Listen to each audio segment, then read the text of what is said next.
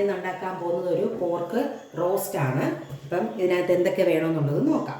1/2 കിലോയുടെ പോർക്കാണ് എടുത്തിരിക്കുന്നത്.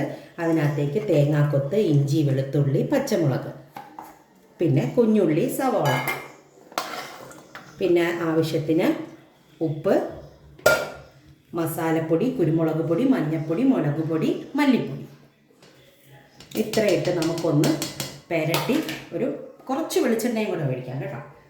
ഒന്ന് പെരട്ടി ഒരു 10 മിനിറ്റ് വെച്ചേക്കാം.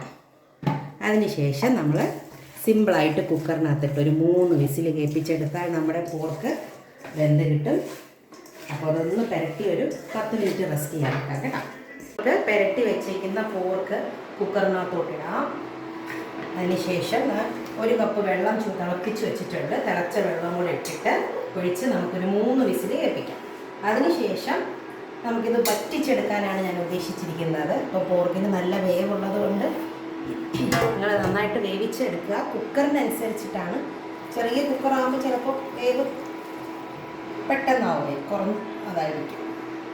നമുക്കത് അടച്ച് വെച്ച് വേവിക്കാം. അപ്പം നമ്മൾ കുക്കറിൽ നിന്ന് എടുത്തതാണ്ട് പാനിലോട്ട് എടുത്ത് വെച്ചിട്ടുണ്ട്.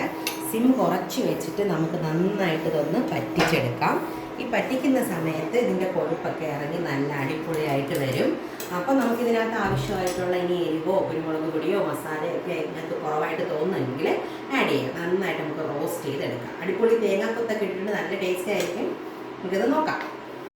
അപ്പം നമ്മുടെ പോർക്ക് ഒരു 3/4 മണിക്കൂറായി ഇരുന്ന് ഇങ്ങനെ റോസ്റ്റായി ഇതേ കണ്ടോ, നന്നായിട്ട് കണ്ടോ, നല്ല കറുത്ത് വന്നിട്ടുണ്ട്.